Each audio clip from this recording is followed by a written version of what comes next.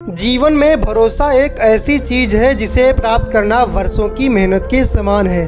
फिर भी ये प्राप्त हो या नहीं ये भाग्य पर निर्भर करता है, किंतु भरोसे को तोड़कर पुनः प्राप्त करना यह संभव नहीं है। इसलिए जिंदगी में अवसरों का आनंद सदैव लें, लेकिन भरोसे को कभी टूटने ना दें। हद से ज़्यादा सीधा साधा होना भी ठीक नहीं, क्योंकि जंगल में सबसे पहले सीधे पेड़ों को काटा जाता है। बुराई तो हजारों की भीड़ में भी तुम्हें ढूंढ लेगी। ठीक उसी प्रकार जैसे गायों के झुंड में बछड़ा अपनी माँ को ढूंढ लेता है, परंतु जो बंसी वाले को दिल से मानता है वो बुराई में भी अच्छाई को ढूंढ लेता है। व्यक्ति को सदैव बुराई से बचकर रहना चाहिए। अगर कोई बुरा कर्म करता है तो उसका फल उसको अपने जीवन में भोगना ही पड़ता है। जिस प्रकार बछड़ा झुंड में अपनी माँ को ढूंढ लेता है, वैसे ही कर्म का फल आपको हजारों की भीड़ में भी ढूंढ लेगा। श्री कृष्ण जगत के स्वामी हैं, वह कड़ में निवास करते हैं। छोटे से छोटे जीव के हृदय में ईश्वर का वास होता है। उस जीव को कष्ट का अनुभव होना ईश्वर को कष्ट का अनुभव कराता है। अर्थात किसी जीव को कष्ट देकर अपने ईश्वर को खुश कैसे देख सकते हैं। जो श्री कृष्ण का दास हो जाता है वो अपने आराध्य से ऐसे दिन ना दिखाने की कामना करता है जिससे उसमें कभी गुरूर आ जाए।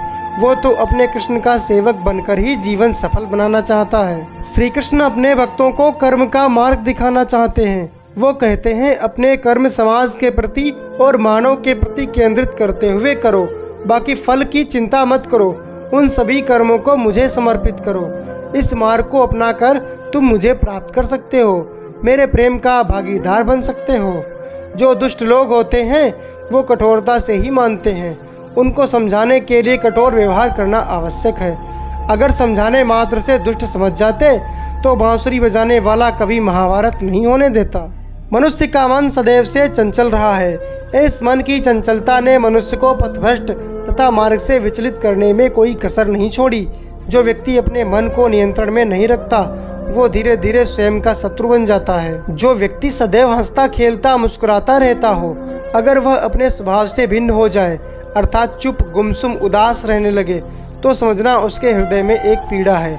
उस पीड़ा ने उसे कमजोर बना दिया है। जिस व्यक्ति के पास संपूर्ण धन दौलत ऐश्वर्य वैभव सब है मगर संतुष्टि नहीं है, उस धन दौलत का कोई अर्थ नहीं। वह सदैव असंतुष्टि की स्थिति में ही रहता है। जिसके पास संतुष्टि है वो थोड़े में भी संतुष्ट रहता है। प्रेम कभी समाप्त न होने वाली प्रक्रिया है। जिस व्यक्ति को प्रेम हो जाता है वो फिर जीवन और जीवन के बाद भी प्रेम के वशीभूत रहता है। प्रेम को प्राप्त करने के लिए त्याग, तपस्या और योग का सहारा लेना पड़ता है। जो व्यक्ति अपने अहंकार से भारी हो जाता है, जिसमें अभिमान भर जाता है, वो उस पत्थर की भांति होता है जो भारी होने के बावजूद भी नदी की धारा में डूबकर अपना अस्तित्व खो देता है। अगर किसी लक्ष्य, खुशी या सफलता की प्राप्ति में लंबा समय लग रहा है, प्रतीक्षा की अवधि अधिक है, तो हो सकता है आपकी अपेक्षा से ज़्यादा आपको मिलने वाला है।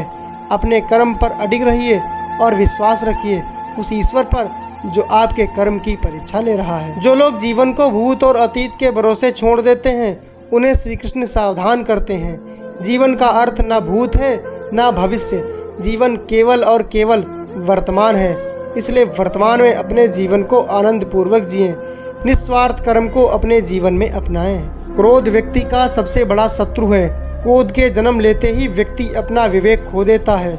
विवेक के खो जाने पर व्यक्ति अपने पतन के मार्ग में उन्मुख हो जाता है। क्रोध की अवस्था से सदैव बचना चाहिए। जो विधाता के लेख में होता है उसी का फल हमें मिलता है। विधि के विधान को ईश्वर स्वयं भी नहीं टाल सकते। जिस प्रकार राधा से कृष्ण निश्चल भाव से प्रेम करते थे, प्रेमिका के भाव से मीरा कृष्ण को पति मानती थी, मगर विधि के विधान में रुक्मिणी का साथ लिखा था जिसे विधाता भी नहीं टाल सके। इस संसार में कुछ भी स्थायी नहीं है, ना ही सुख दुख और ना ही जीवन मरण। ये सब प्रक्रिया है। जो खुशियाँ आज तुम्हारे पास हैं कल वह खुशियाँ किसी और के पास होंगी। जिसे अपना समझकर हम खुश होते हैं वही खुशी कल दुख का कारण बनती है। आत्मा शाश्वत सत्य है, ये अजय है, अमर है। आत्मा नए शरीर को धारण करती है, एक शरीर से निकलकर दूसरे शरीर में। यही आत्मा की विचरण प्रक्रिया है। इस आत्मा को ना तो किसी शस्त्र से काटा जा सकता है, ना ही अग्नि इसे जला सकती है। कोई जल इसे डुबो नहीं सकता और ना ही किसी वायु से सूख सकती है। ईश्वर के लिए सभी प्राणी समान हैं। उन सभी में समान रूप से ईश्वर का वास होता है। कोई जीव छोटा या बड़ा, अधिक या ज़्यादा प्रिय नहीं होता। जो अपने ईश्वर की विशेष आराधना करते हैं, पुकारते हैं, उनके साथ वह सदैव उपस्थित रहते हैं। जिस व्यक्ति में अहंकार, मैं और मेरा का भाव समाप्त हो जाता है, कुछ पाने की लालसा नहीं होती, वो परम शांति को प्राप्त करता है। उसे ईश्वर की शरण प्राप्त होती है। अंत समय में वह उस परम पद को प्राप्त होता है जो देवताओं के लिए भी दुर्लभ है। संपूर्ण जगत, ब्रह्मांड, चर अचर सब में ईश्वर का वास है। ये ईश्वर की माया ही है जो पूरे ब्रह्मांड में व्याप्त है। वही ईश्वर धरती पर मधुर संगीत है। वही ईश्वर अग्नि की ऊष्मा है। उसी ईश्वर का वास प्रत्येक प्राणियों में है।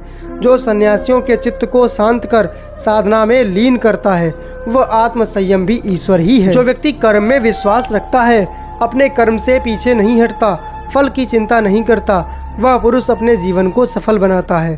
फल की चिंता करने वाला व्यक्ति कभी अपने जीवन को सफल नहीं बना सकता। ये जीवन कर्म प्रधान है।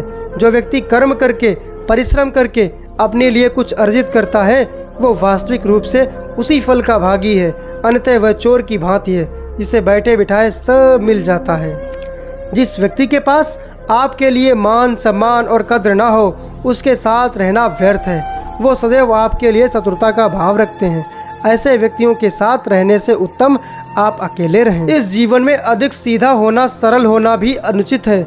जो सरल और सीधे स्वभाव का होता है, लोग उसका अनायास व्यर्थ ही फायदा उठाते हैं। दिव्यता को प्राप्त करने वाला व्यक्ति शक्तिशाली तब तक नहीं हो सकता जब तक वह दूसरों के हित में ना हो। वह व्यक्ति दूसरों को दिव्य बनाए, उसमें उसके शक्तिशाली होने का परिचय मिलता है। यह जीवन एक रणभूमि है। यहाँ निरंतर संघर्षों का सामना करना पड़ता है।